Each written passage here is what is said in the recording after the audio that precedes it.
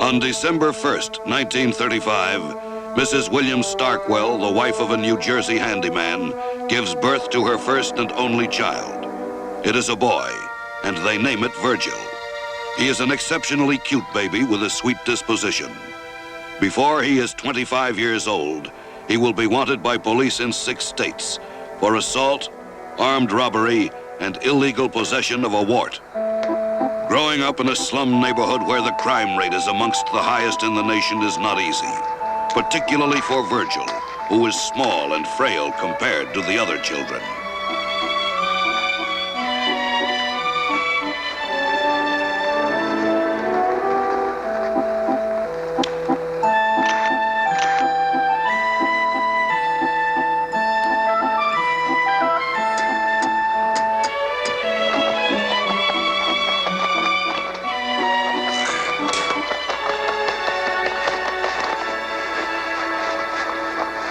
Virgil Starkwell attends this school, where he scores well on an IQ test, although his behavior disturbs the teachers.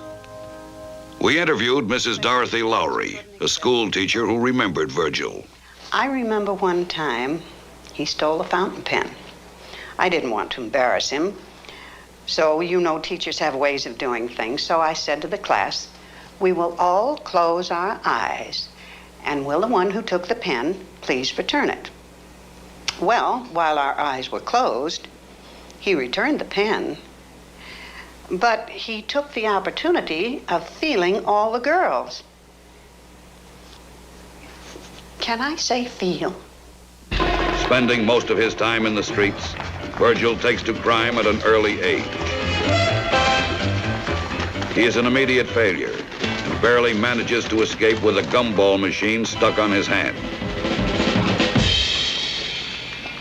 With both parents working to make ends meet, Virgil becomes closest to his grandfather, a 60-year-old German immigrant who takes the boy to movies and baseball games. Then tragedy strikes. At a Washington Senators game, Virgil's grandfather is struck in the head by a foul ball. The blow causes permanent injury to his mind, and he becomes convinced he is Kaiser Wilhelm. Here are some rare photos of him with other patients on the sanitarium grounds. When he is 15 years old, amidst the violence and poverty of the slums, Virgil receives a cello as a gift. He is fascinated by the instrument, and for the first time in the Starkwell house, music is heard.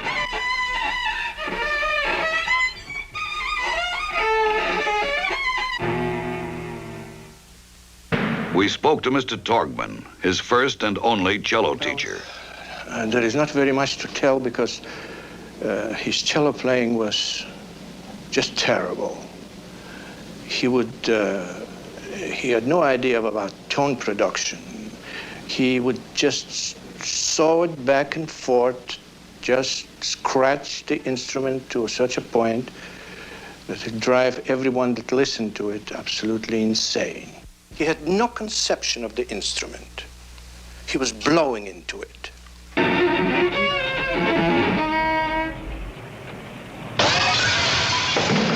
He loved his cello, and I think he stole to pay for his lessons, but he would not apply himself one iota. Virgil steals to pay for cello lessons, and although he does not achieve greatness on the instrument, he is soon good enough to play in a local band.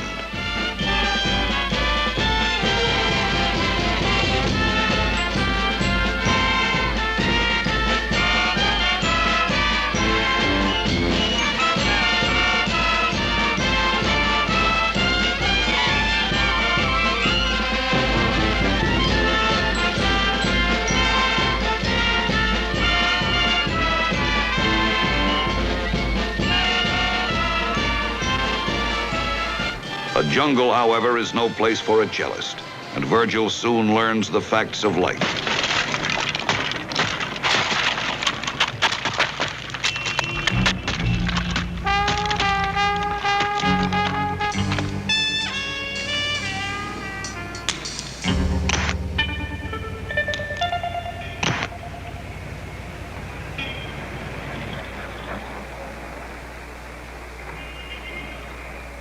At 18, Virgil is lonely and confused.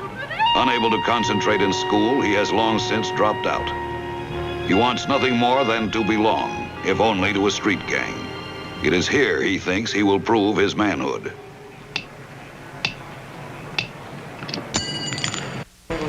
Under constant economic pressure, Virgil turns to the local pool hall as a means of making a living.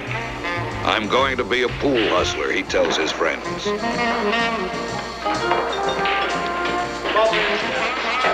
Welcome back.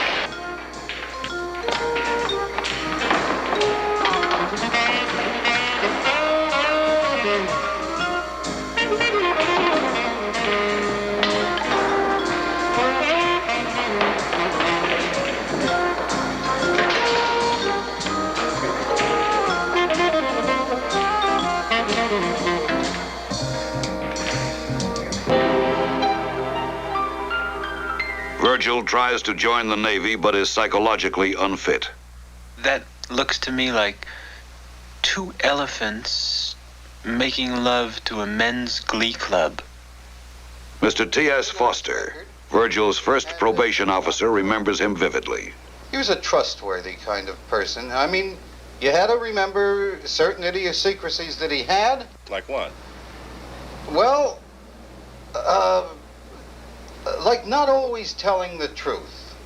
He didn't always tell the truth. Sometimes he exaggerated the truth. Sometimes he just plain lies. He does have a criminal record, yes, but that doesn't mean that the boy was all bad. Unable to fit in with any aspect of his environment, Virgil strikes out on his own.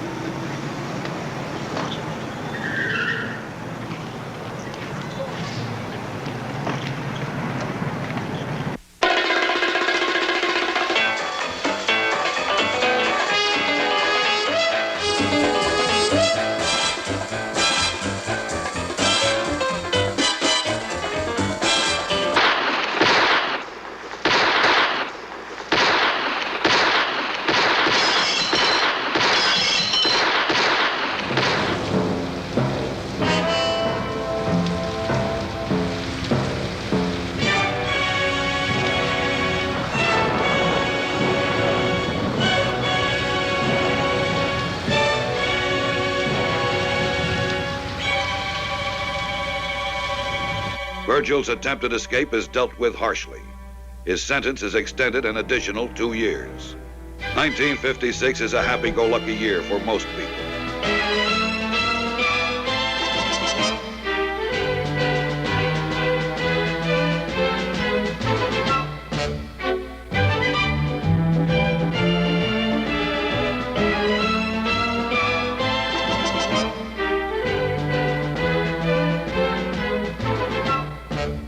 Virgil sees none of it from his tiny cell. He marks time by reading, until one day a new opportunity arises. We need volunteers for an experiment. The doctors want someone to be inoculated with a new vaccine. It's never been tried on humans before, so we don't know what the side effects may be. To be honest, you'll be taking a chance. As reward, there's a parole. I'm sure there are some among you brave enough to take the risk. With parole as inducement, Virgil submits to the vaccine test. It is a success, except for one temporary side effect. For several hours, he is turned into a rabbi. And so, the reason we celebrate the Passover holidays by eating matzot is to commemorate the time that Moses led the children of Israel from Egypt.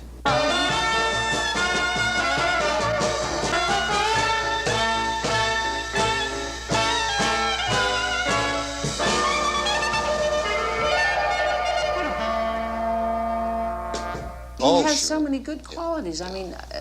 Yeah, name. He had all sorts of mechanical abilities. He was artistic. Do you remember the painting he did for you on your birthday? No good Do you remember? atheist is what he was. That's what he was. I used to hit him and try to teach him about God, but would he listen? No.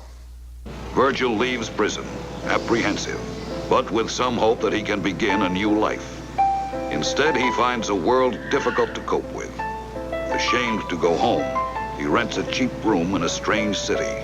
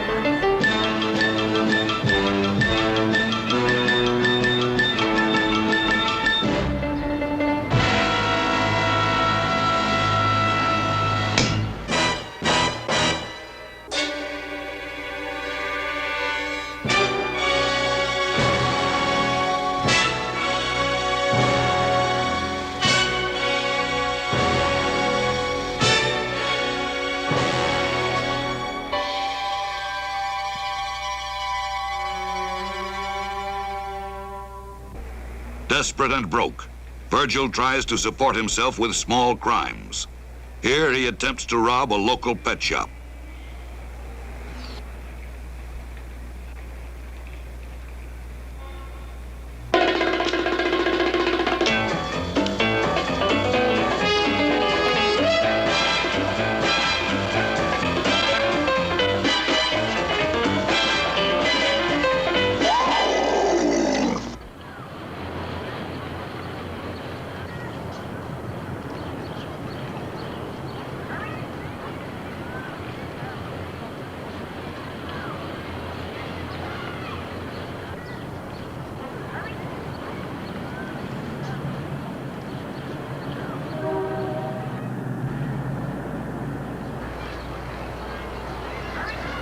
I hope you haven't been watching me.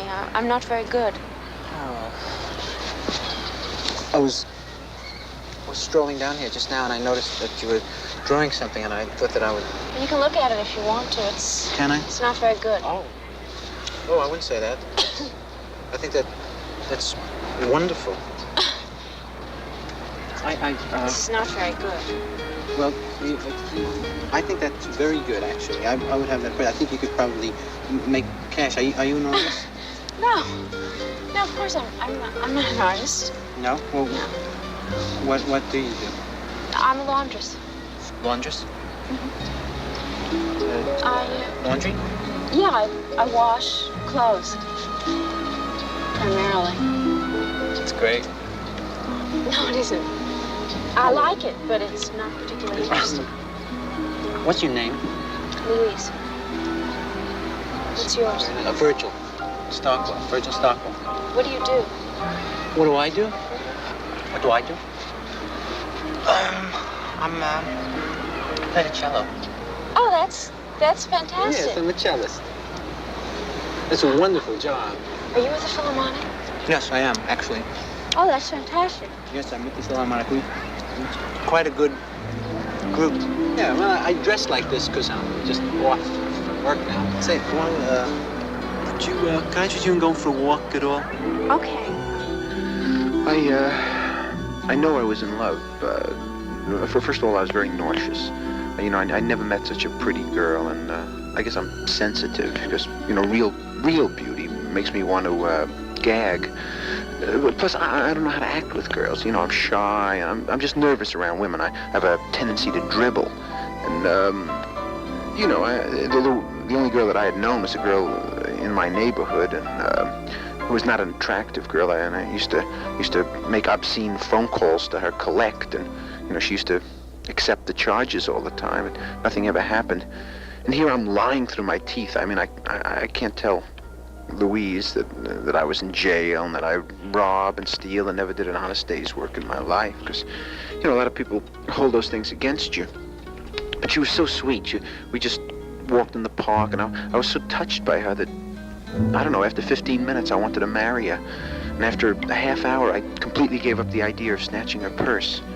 I wanted to tell her actually that I wasn't with the Philharmonic, but she was so impressed by it. And once she asked me some questions about Mozart, and she got suspicious because for a minute, I couldn't place the name.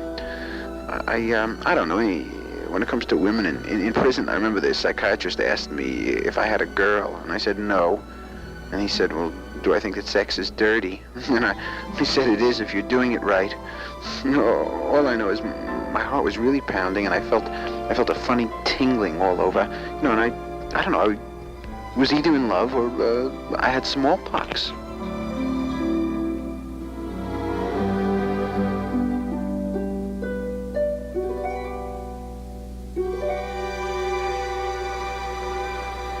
Hey, you wanna have dinner tonight? Sure.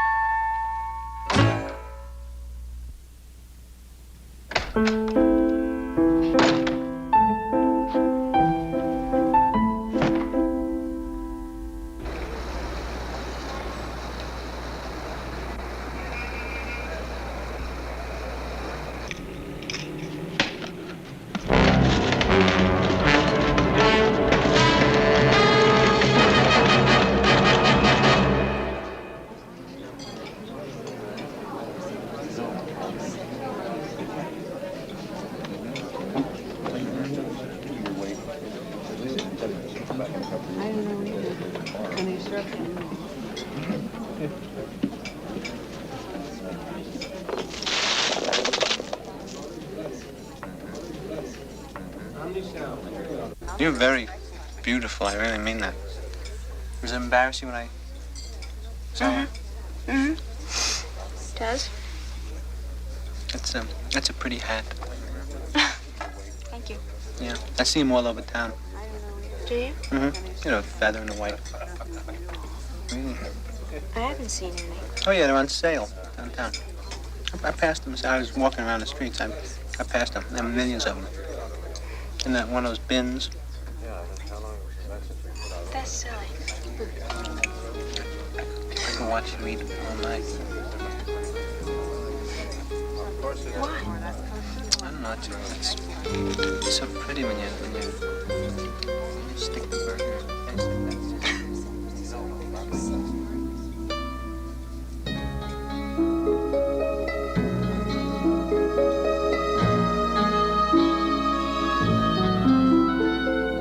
after dinner, we went for a walk. I asked her for a lock of her hair, you know, and we didn't have a scissor, so I tried pulling it out. And she was a good sport, I tell you. She was, you know, when she got excited, she stuttered.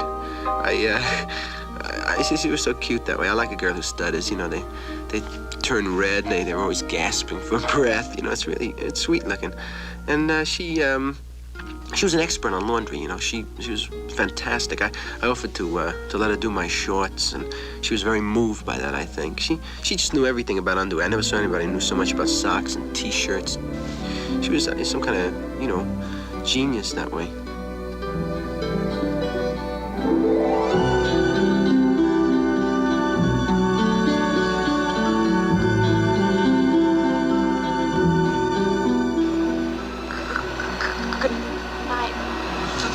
Virgil.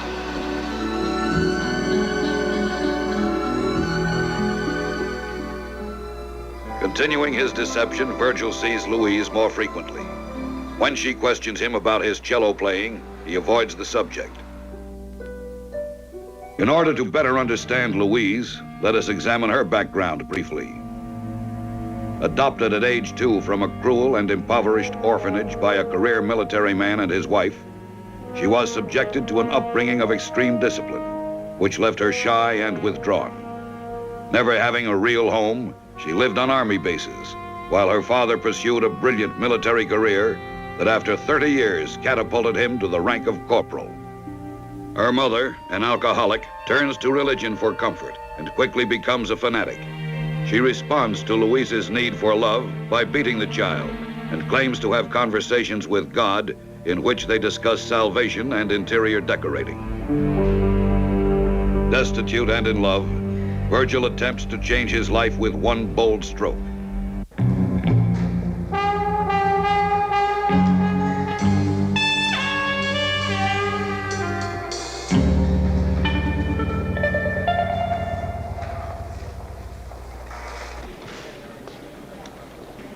And if you'll just take this to window number 9.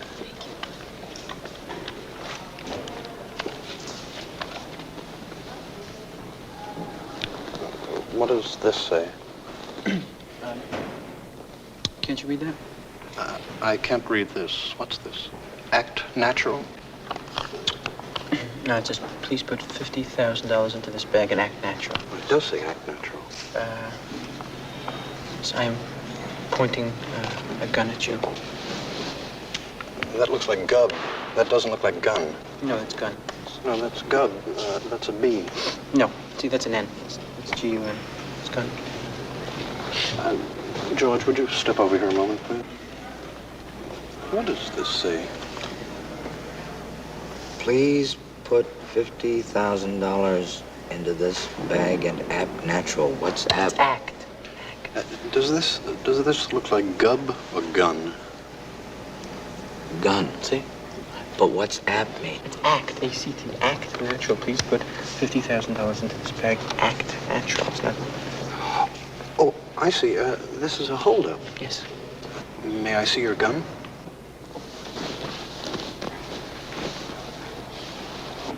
Well, you'll have to have this note initialed by one of our vice presidents before I can give you any money.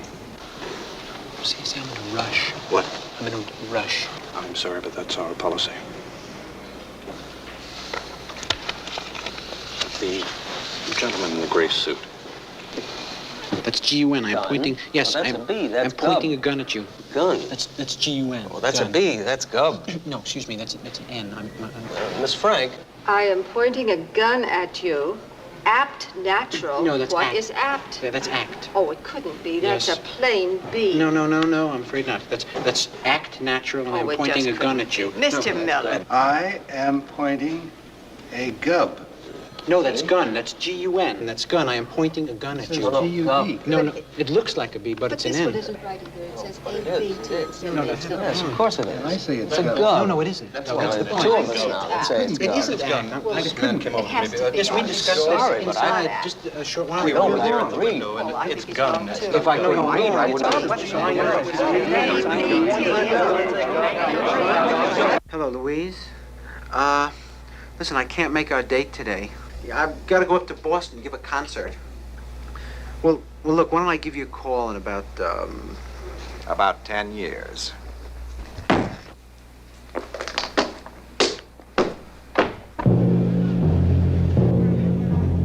Virgil Starkwell is apprehended in the act of bank robbery. He is given 10 years in the state's strictest maximum security prison. It is here that he mingles with hardened criminals for the first time.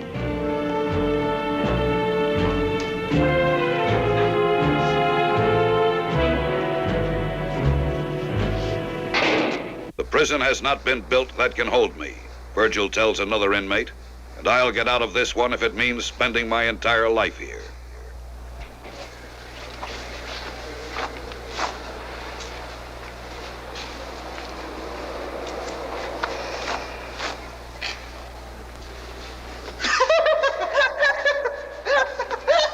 After all, what a child becomes is according to what his You environment is, know, what his background is. I Let's face it, it was our fault. Would you let a man say a word or two? I knew there was a day when I said, this kid is rotten. You know the expression, a rotten kid? That's what this kid is. I knew it when he was Whose genes did he have? What genes? And chromosomes. What genes? Yours. What? Don't talk fancy in front of the man because, you know, you make an impression and... The time passes slowly for Virgil, who works hard and tries to adjust to prison life. He becomes a model prisoner and is put to work in the laundry.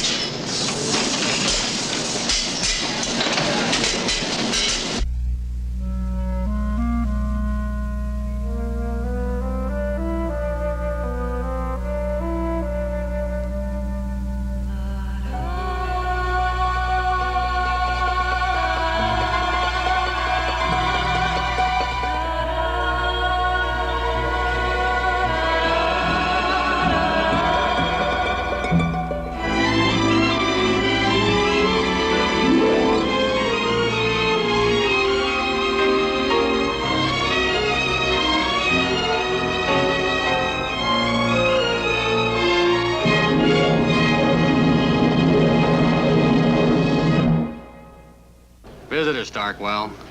For me?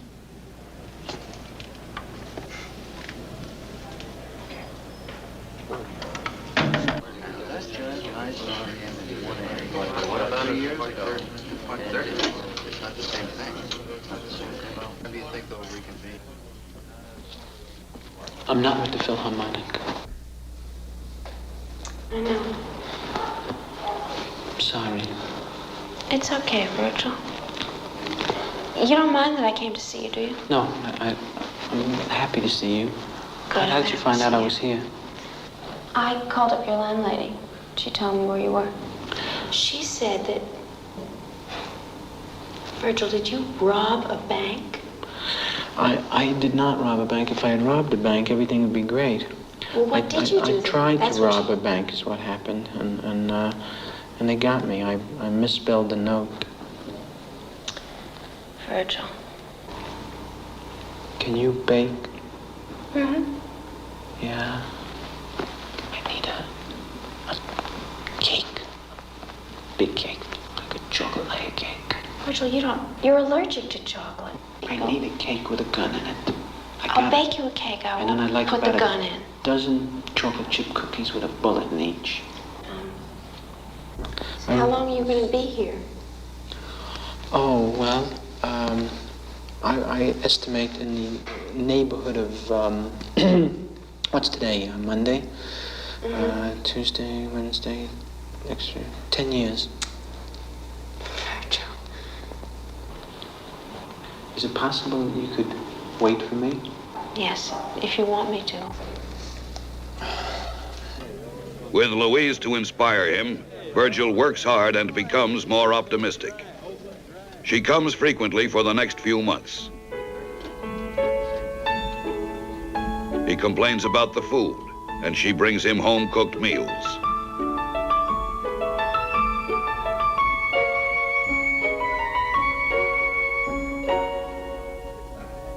Louise's impact on Virgil is discussed here by Dr. Julius Epstein, a one-time prison psychiatrist who recalls Virgil. Well, Louise meant a great deal to Virgil, from a psychiatric point of view. His love for her was the healthiest thing in his life. It was genuine and clean, not like some patients I know. She ain't gonna wait, Virgil. They think they can, but they never do. You know, I've become eligible for parole in a year and a half. Yeah, well, that's nice. With any luck, maybe 2 or 3 years, you'll get out of here, huh? Could be a lot shorter. What do you mean? He means we got this proposition we want to talk over with you. What kind of proposition? Like next week, 5 of us are gonna make it out of here. Now we need an extra man. It's all set. By next week, we could be miles away from this zoo. Oh, you guys gotta be kidding. We'd never get out of here. They'd kill us. We got out of rougher places than this. Hey, look, why don't you just think about it, huh?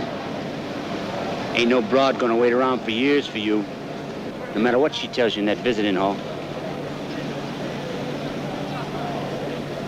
Well, I think the conflict in this personality disorder started from his formative years.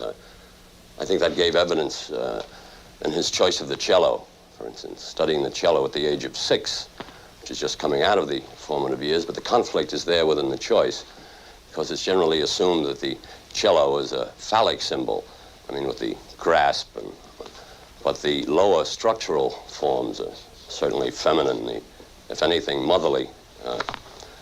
In fact, the utilization of the bow, I would imagine, is the sublimation of stroking a torso. So between the grasping of the phallic and the stroking of the torso would create, I would imagine, great conflict, even at the age of 6.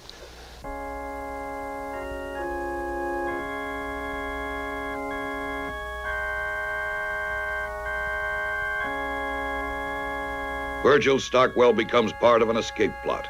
His every move becomes tense and strained.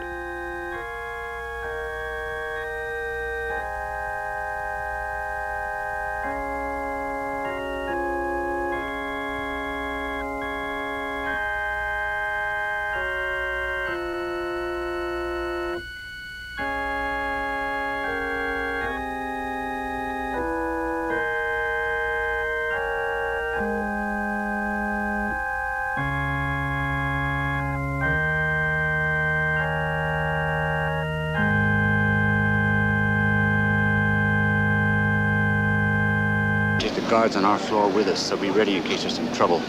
I still don't understand how we're gonna get past the main tower. We're gonna be dressed as guards. That's why Friday at noon, because you work in the laundry, you're gonna steal the guards' underwear. What? Yes, we've already got some uniforms stashed in the dark room. I don't understand. If you got the guards' uniforms, what do you need their underwear? We want to do this as realistically as possible. I'm known for my detail work.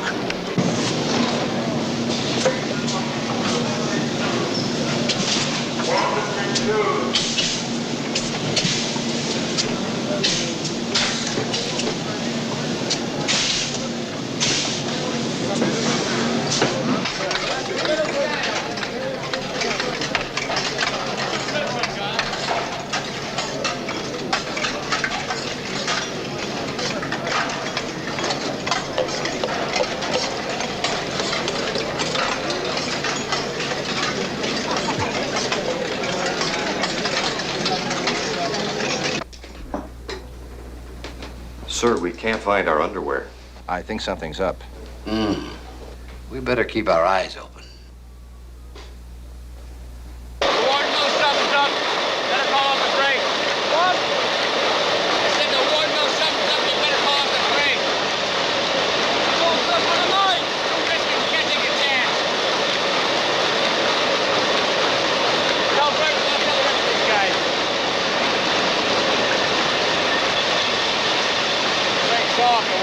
Something's up, huh?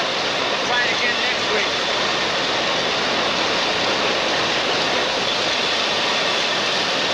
The warden wants to see you. Come on.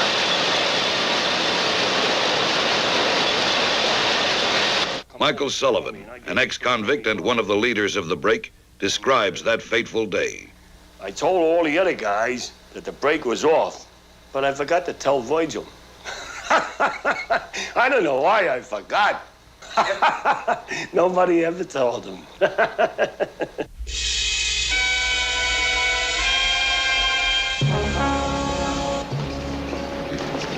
All ready. What? Huh?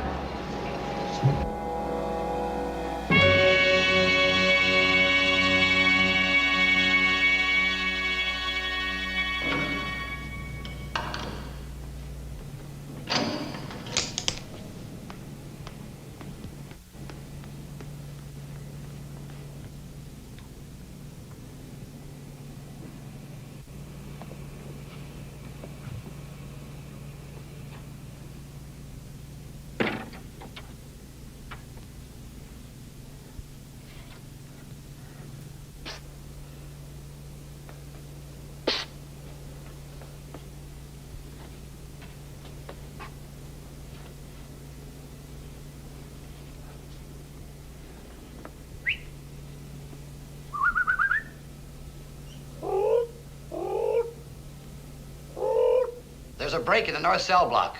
Notify the warden immediately.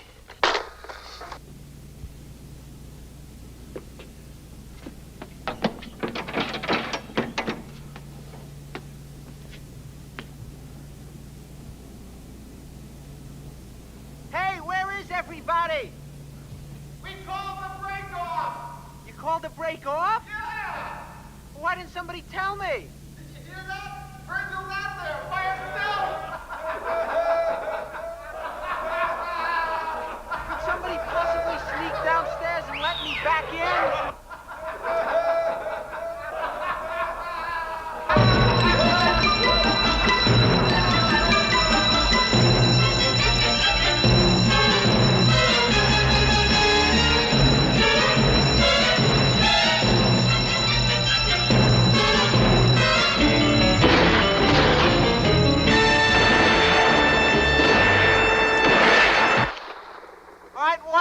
I got your daughter.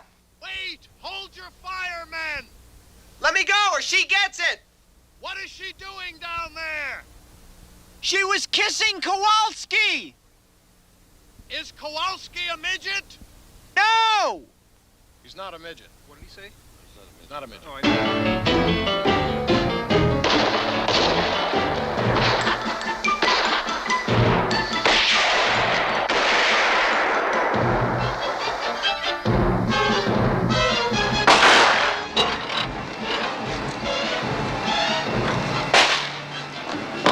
Taxi, please.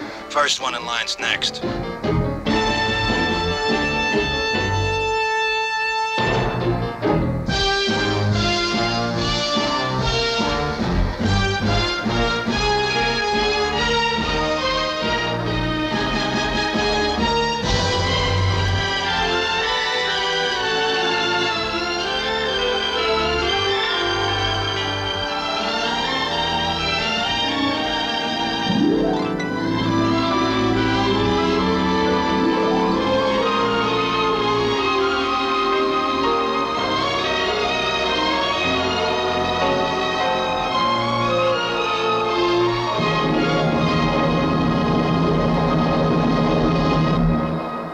On July 11th, Virgil and Louise marry. It is a simple ceremony following what he later described as a deeply moving blood test. This was the happiest moment of my life. I just wish my parents could have been there. We weren't aware of this. Am I right? Am I right? You know, be honest. I mean, he turned out to be punk. Punk. Well, I never... They take up residence in another state, and living on Louise's small savings, they move into a cheaply furnished flat. They are poor, but for the moment at least, safe from the law. When these innocent pictures were taken, they were both unaware of the incredible series of events that were to come.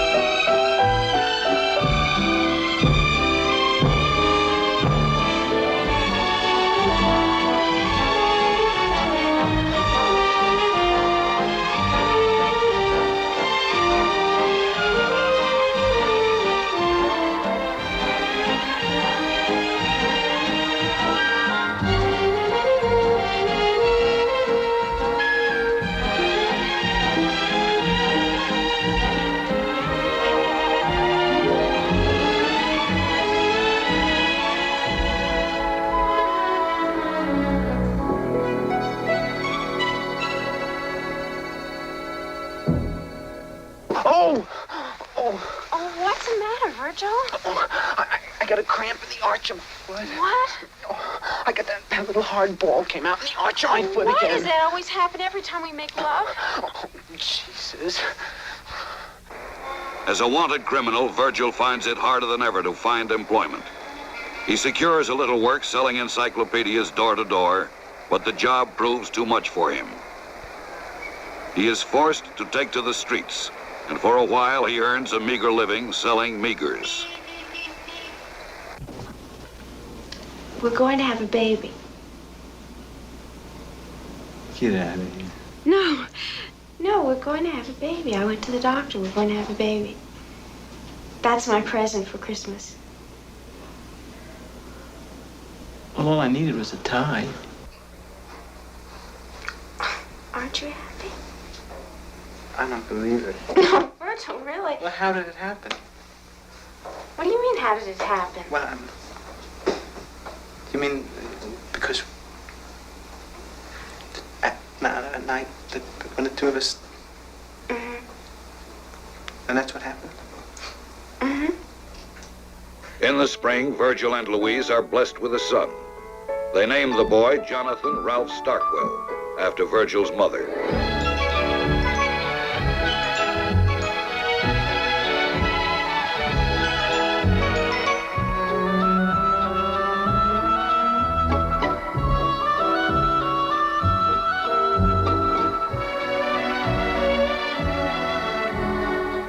Virgil and Louise move to a new state and try to start over. Virgil has the usual trouble finding work. Finally, he hears of an opening in an insurance office and is back against the wall. He attempts to lie his way into the job. Please sit down.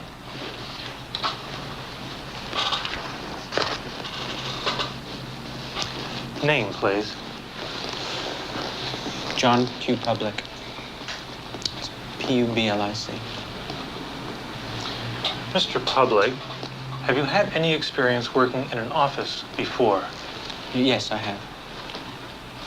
What kind of office was it? Rectangular. Have you ever had any experience in running a high-speed digital electronic computer? Yes, I have. Where? My aunt has one. And what does your aunt do? I can't recall. You said before you worked in an office. Did you deal in products or services? Products. Is this something found in the home? No, it's not. It's 1 down and 9 to go. Is this product edible? No, I'm afraid it wasn't. I think our time has run out, and I'm sorry to say you haven't guessed my occupation, so I'm going to flip all the cards and tell you exactly what I used to do. I used to manufacture escalator shoes for people who were nauseous in elevator shoes. I'm sorry you didn't actually get my occupation, but you did win $10, and I want to thank you very much. Better luck next time. You're a good sport. Hiding his past from his fellow employees, Virgil does well at his first decent job, the mailroom. His past catches up with him, however, as a fellow employee learns of his criminal record. What are you doing for dinner, Mr. Public? Oh, Miss Blair. I'm having dinner with my wife. Why? We're having dinner, Mr. Public. Oh, no, I said I was having dinner with my wife. I found this picture in a magazine. One word from me and you're back in prison. Okay? What do you feel like eating? Virgil Starkwell becomes the victim of a blackmail plot. Miss Blair, confident of her power to expose him, begins making small demands for money. These increase as time goes on. Everything that he holds dear to him is in jeopardy. His life and family hang on the whim of an unstable woman. He is driven to desperation, and with the responsibility of a wife and child to protect, Virgil Starkwell contemplates murder. What would you like to drink? Oh, what do you have? Oh, how about some sherry? I have some very fine sherry.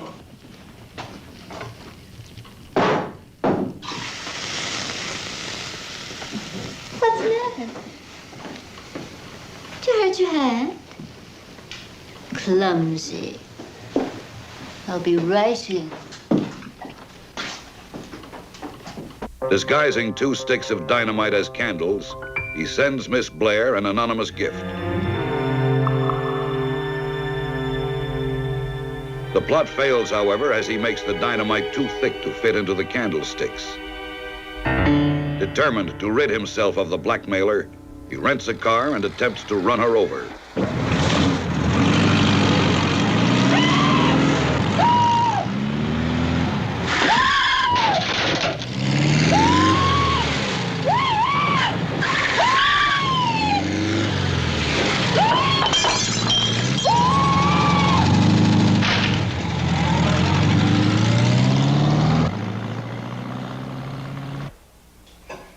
You know, I think somebody's trying to kill me. Oh, don't be silly. When I came home from work last night, there was a car in my living room and tried to run me over. Car, must be your imagination. No, Who'd try and kill you? I don't know. I have no enemies. You didn't tell anybody, did you? No. You can do the carving.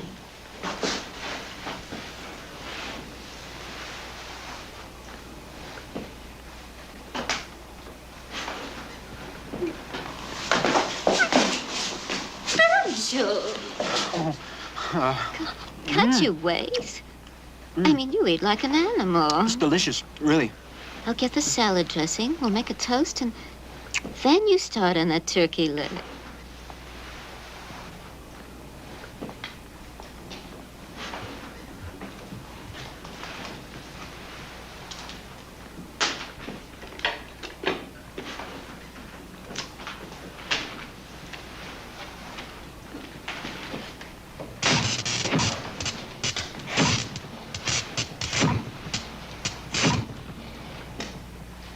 What are you doing in there? I'm just creating the proper atmosphere, dear.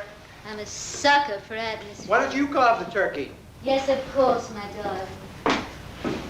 Someone sent these as a gift, but they were too big to use, so I shaved off the bottom.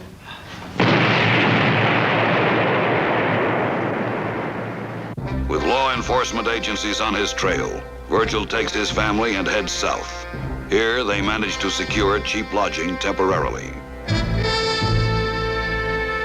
This was really a desperate time in my life. You know, we had no money. I tried mugging old ladies, but I got hit in the groin with a crutch. And I didn't know what to do. I tried counterfeiting for a while, you know. I just got the plates all fouled up and everything. Lincoln came out smoking a cigarette. And I robbed a butcher shop. That was the best I could do. I got away with 116 veal cutlets. Then I had to go out and rob a tremendous amount of breading.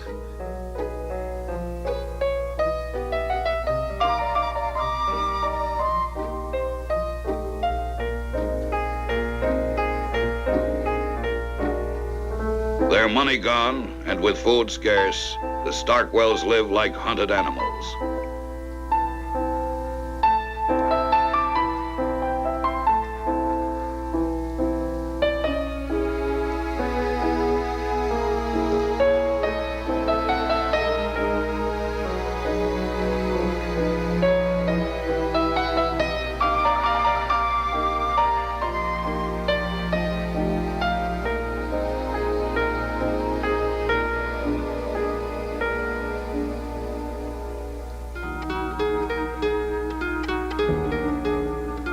You weren't very happy then.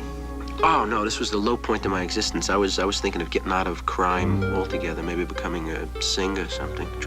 Must have been a very tough decision for you to make. Yeah, it was really tough, but my family was starving, and I'd already filed for bankruptcy, you know. I see.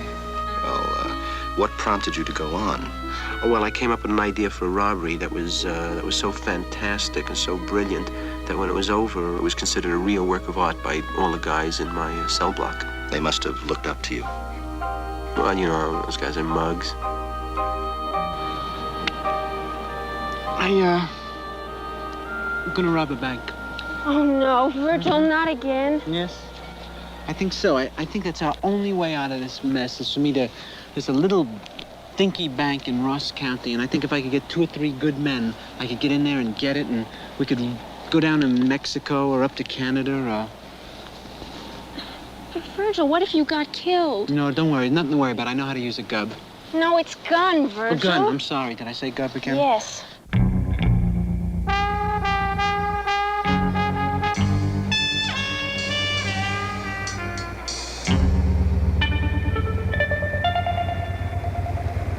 Don't turn around. I want to speak to you about a business proposition.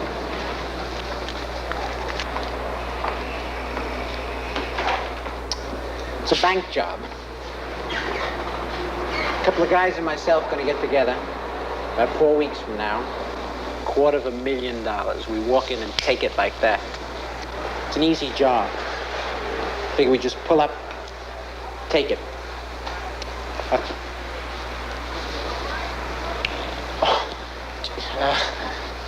How long? You? What? Because I said the part about the bank. The bank. You're looking. You guys are dressing alike again. I just broke it myself. All the boys in the neighborhood went wrong. It wasn't his fault. We just didn't have time for it. We were working so hard. Would you like to see my stamp collection? What do you mean, I stamp have a collection, collection William? of What are you stamps talking of First, he selects an appropriate bank. Next, he cases the bank by cleverly concealing a camera in an unsuspected place.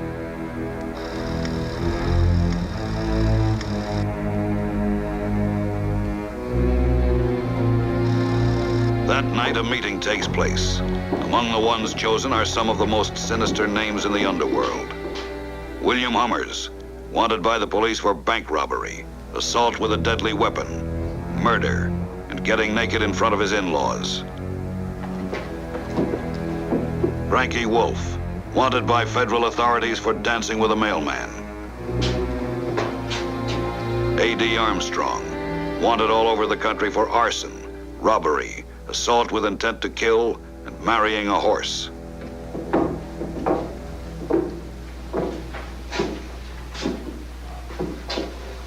All right, boys. We're here to talk about the Union Fidelity Bank. June 16th, 10 a.m. What you're about to see are films of the Union Fidelity Bank. We're gonna see them just once. Then to destroy the evidence, we're gonna eat the film. It'll be buffet style. You can just help yourself, take plates. There's potato salad over there, and my wife made coffee. These films could save your lives.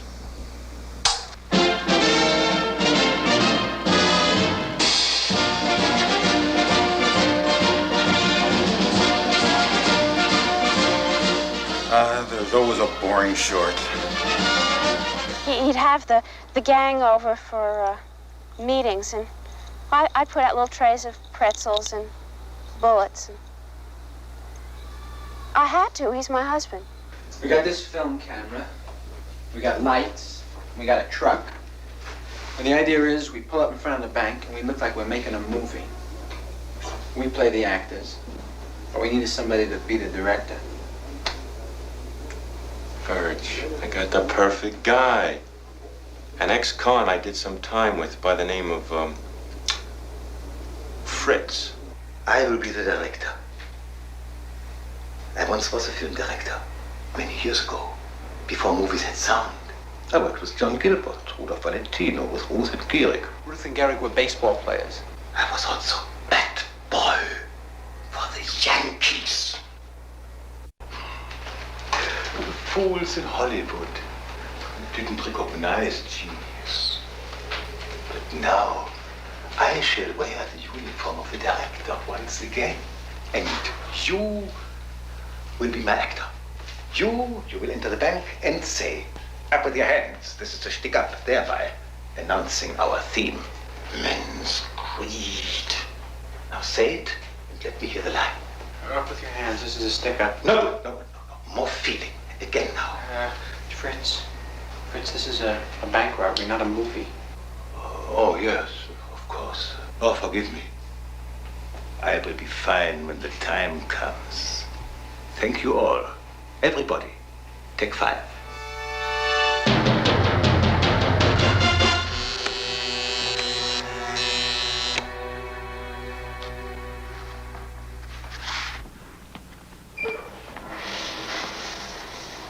Oh, don't tell me you're going to use the shower now.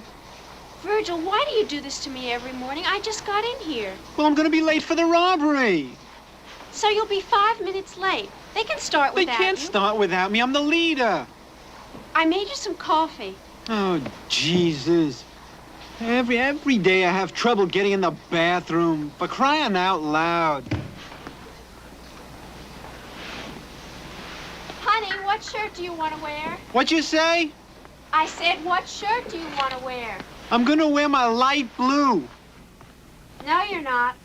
It was dirty. I washed it last night. Why did you wash it? I was gonna wear it today. I washed it because it was dirty. Well, so what? I'm just gonna rob a bank. I happen to have ironed your beige shirt. Do you want to wear that? No, I can't wear a beige shirt to a bank robbery. Because it's light. I'll be an easy target. I think it's a perfectly good shirt to wear. No, it isn't a good shirt. It's beige. Who wears beige to a bank robbery? What are the other guys wearing? I don't know. For crying out loud. Well, why don't you call them up and ask them? Oh, nobody's gonna be wearing beige to a bank robbery. It's in poor taste.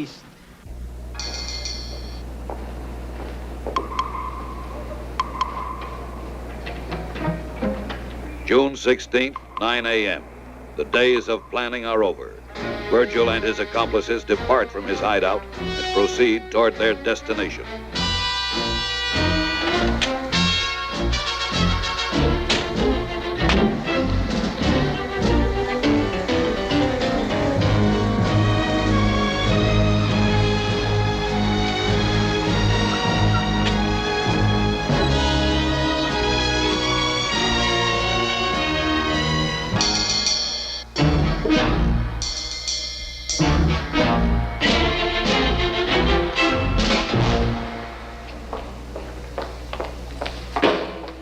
Everybody get your hands up. This is a stick-up.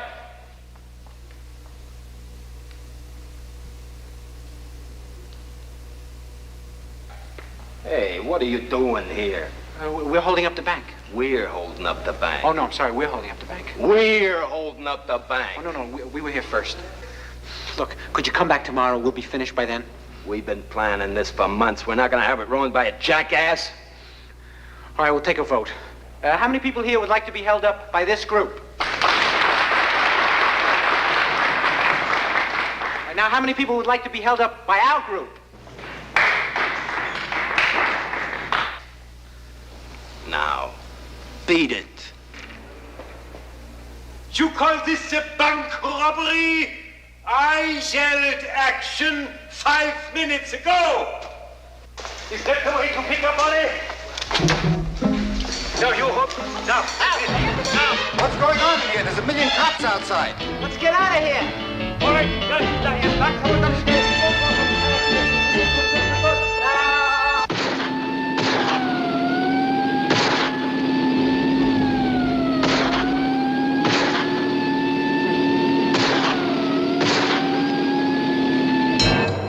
Each member of the gang gets 5 years for his part in the crime. Virgil gets 10.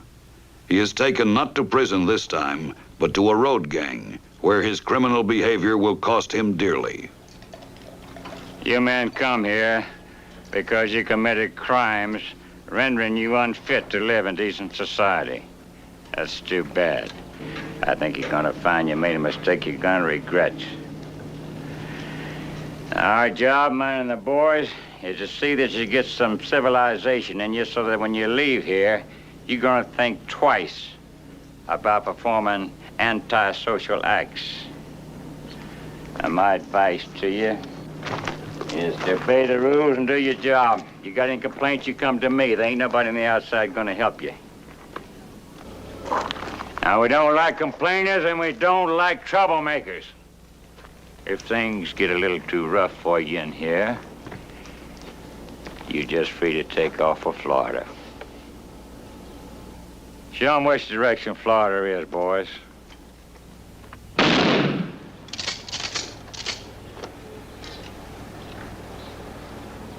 Any questions? Do you think a girl should pet on the first date? What? I mean, if both parties involved are mature and liberal. Gonna see Miss Liza. Gonna go to Mississippi. Gonna see Miss Liza. Gonna go to Mississippi. Gonna see Miss Liza. Gonna go to Mississippi. Gonna see Miss Liza. Gonna see Miss Liza. Gonna go to Mississippi. Gonna go to Mississippi. Gonna see Miss Liza. Gonna go to Mississippi. Gonna see Miss Liza. Gonna go to Mississippi. Gonna see Miss Liza. Gonna see Miss Liza. Gonna go to Mississippi. Gonna see Miss Liza. Gonna go to Mississippi.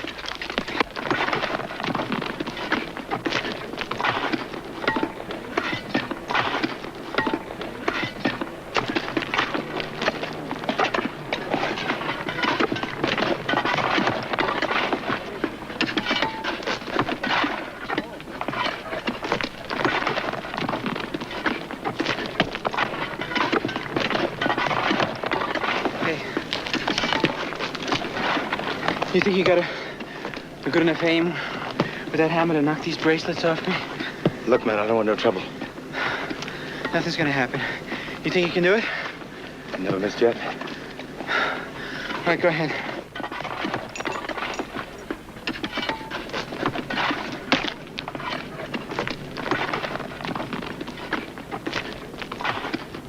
Sorry, man. First time?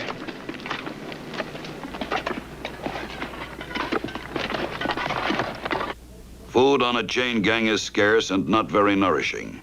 The men get one hot meal a day, a bowl of steam.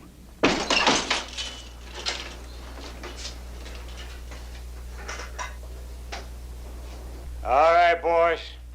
Who didn't give me a good day's work?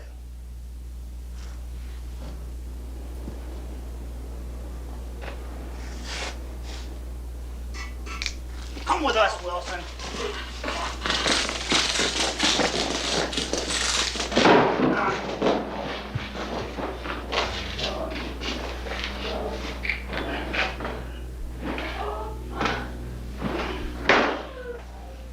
What's the matter, Starkwell? Can't you take it? Come on, I want you to see this so you'll know what you got to look forward to.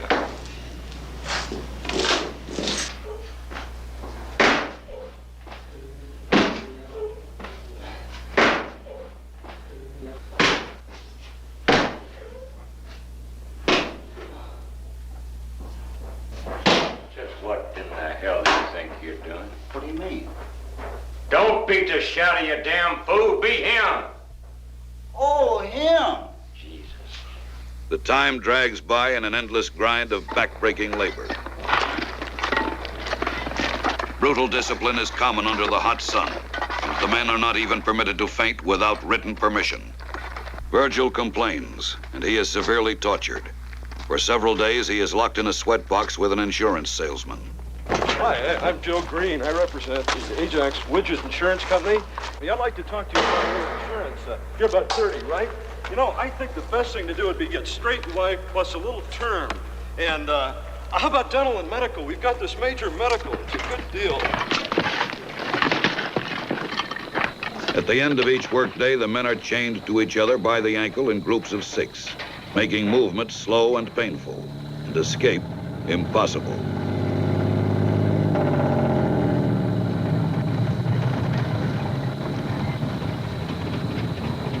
Then, one day, the impossible is attempted.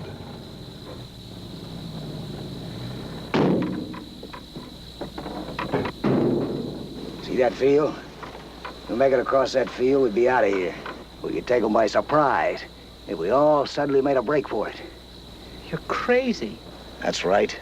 I'm a paranoid schizophrenic, but I say we try it. Ain't that right, boys? Okay. Try it. All right.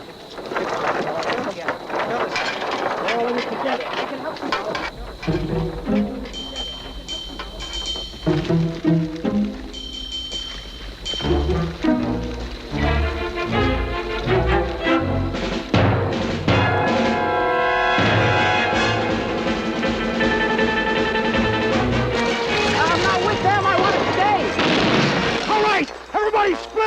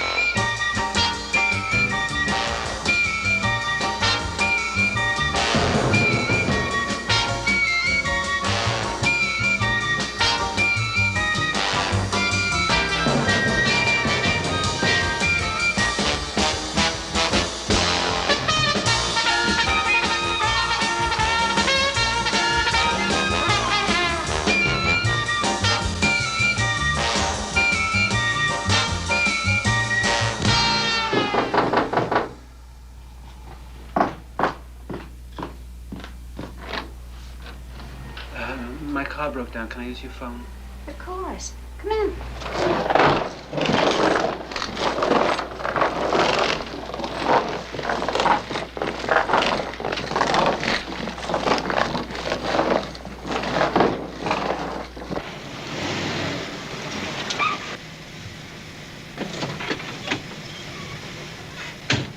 Okay, now, we're gonna get out of here. I know a guy in town who's got enough tools to get us out of these chains. All right.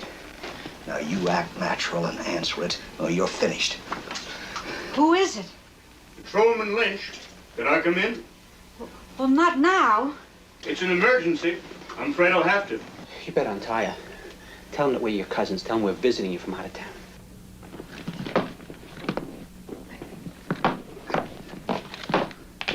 All right. One false move and you're finished. What is it? I hear there's been some trouble up at the prison. I'm checking the area for anything suspicious. These are my cousins. They're visiting me for the holiday. What holiday? Did you ever hear of St. Abernathy's Day? No. Well, that's what we're here for. Come here, you. Come here.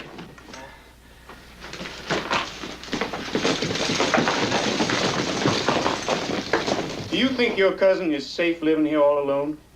Look how close we are to the prison. Look out here. It's just a few miles down the road. Come here. I don't know. You sure can't be sure when you live so close to a prison. Hey, wait a minute. Did I see something move out there? You couldn't have. I'm sure I saw something move. Quick, everybody take one window and check it. If there's somebody out there, we're gonna have a chance to see him.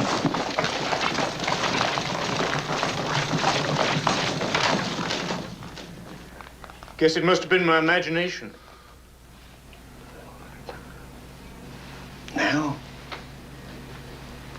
Excuse us.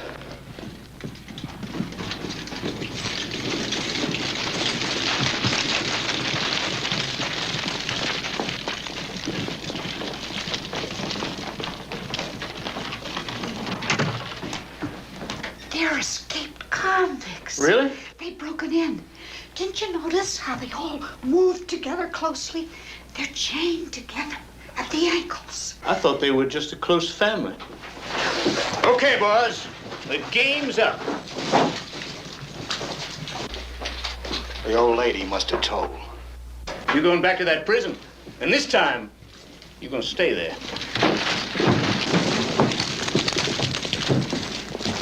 Where are we gonna go? We need tools. Let's get my wife. She'll help us out of this.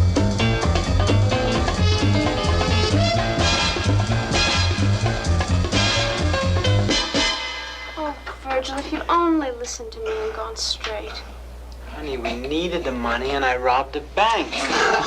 Virgil, when are you going to stop doing that? Don't you realize you're a father? You have responsibilities. If she's my wife, I'd build her one. Do you mind keeping out of this, please? I don't want to discuss it unless we're alone. Is Well, that all I right? want to discuss it now. All right, you don't want to discuss it alone? Okay.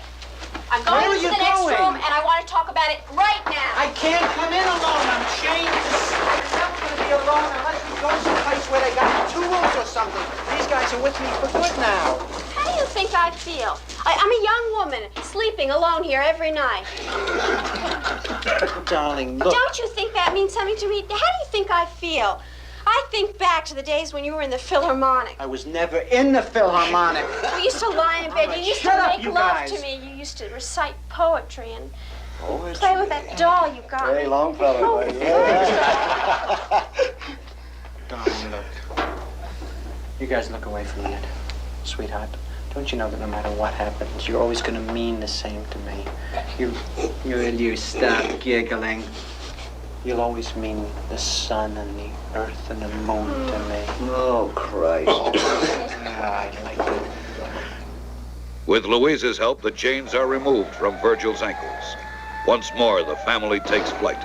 Feeling guilty about their son's education, Louise tries tutoring him.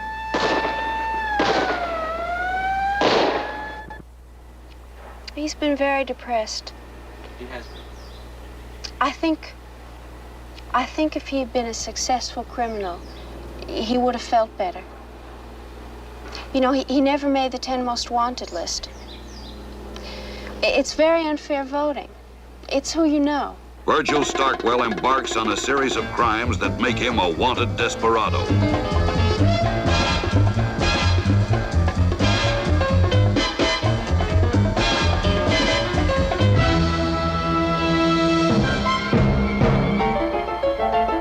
Here he attempts to rob the vault of a bank, but finds a family of gypsies are living there.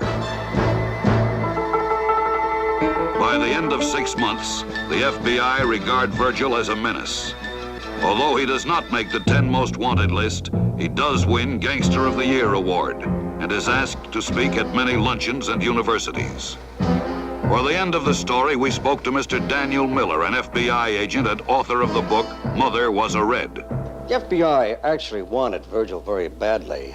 Mr. Hoover was quite upset by Mr. Starkwell and his activities. In fact, he confided to me on several occasions. I can remember one very well after a bowling match on Thursday night. And when she said he couldn't sleep nights, he was smoking a little too much.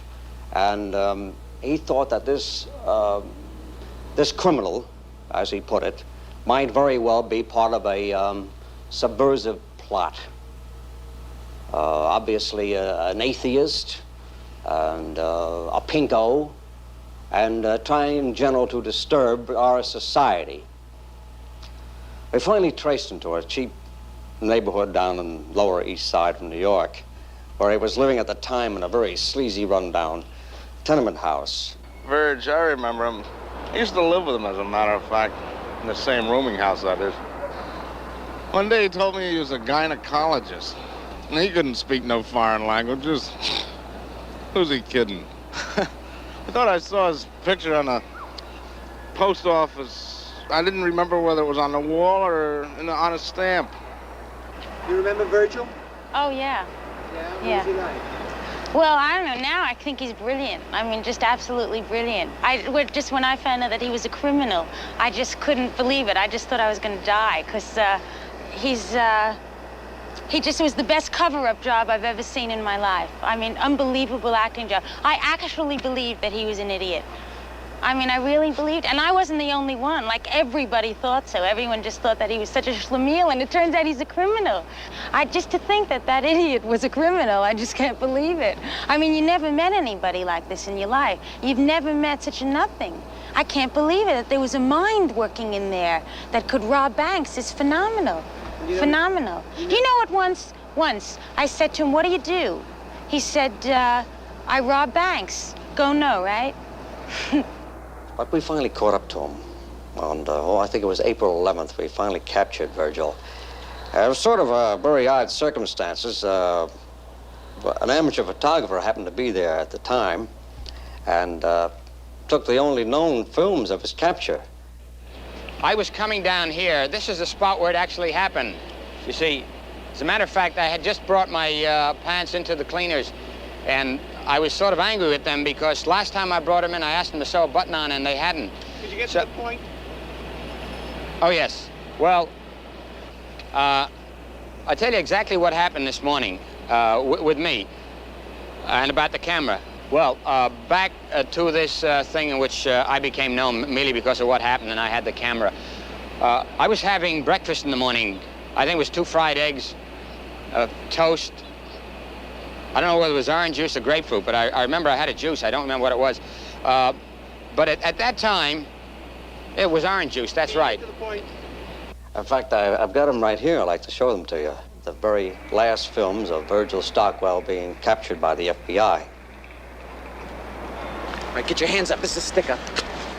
Hey, I know Virgil Starkwell. That's right. Eddie, what, Haynes? That's right. We were in the marching band together, right? You played the cello. You were always there. I was trombone, first trombone. Isn't that funny? My God. Hey, what are you doing? I'm with the Philharmonic. Hey, no kidding, that's great. Gee, I was just talking to someone, Oscar Sunken, about the great times we used to have together, remember? They were hilarious. Hey, you remember when we got caught taking a shower in the girls' locker room? I do. I never saw anybody so embarrassed. I'll never forget your face. My face, you dropped the towel. You dropped the towel, too? Let me have your watch, will you? Yeah, sure. Hey, remember that we painted the car yellow? Right, on Halloween, I remember that. That's right, it was Halloween. Oh, that was really funny. It was yellow stripe. That's right, like a barbecue. Hey, keep your hands up, or I have to shoot you. Yeah. Oh, Jesus, you remember the football game? You fumbled the last play. Right, and you picked up the ball. That's right, and then I ran the wrong way. Everybody was yelling, go back, and I thought they were cheering. Right. You can't beat the good old days. Oh, the good old nights. Shirley Citron, you remember? Oh, sure. Wallet. I didn't hear you. Well, look, it's been great speaking to you, really. Oh, it's so nice to see you, Virgil. Yeah, you too. Take it easy. Yeah. Maybe I'll see you again. Yeah, best of luck to you. Okay. Virgil, I just realized. Yeah. I'm a cop. No kidding. How's it going? Oh, it's a great job. Yeah? I get a pension in 3 years. Do you remember when we went up to Virgil Starkwell is tried on 52 counts of robbery and is sentenced to 800 years in federal prison. At the trial, he tells his lawyer confidently that with good behavior, he can cut the sentence in half. Virgil, now that you're caught and are facing a very long prison sentence, do you have any regrets about choosing a life of crime? I think that crime definitely pays, and that it's a great job. The hours are good, and you're your own boss, and you travel a lot, and you get to meet interesting people, and I just think it's a good job in general. What about your cohorts? What has ever happened to them? All of the many guys you've been associated with in various gangs. A great many of them have become homosexuals, and some of them have entered into politics and sports. Well, how do you manage to spend your time in prison? Do you have any hobbies or anything? I do. I've been working on. I've been doing a lot of stuff in shop, actually, and I'm very skilled with my hands. You know, if it's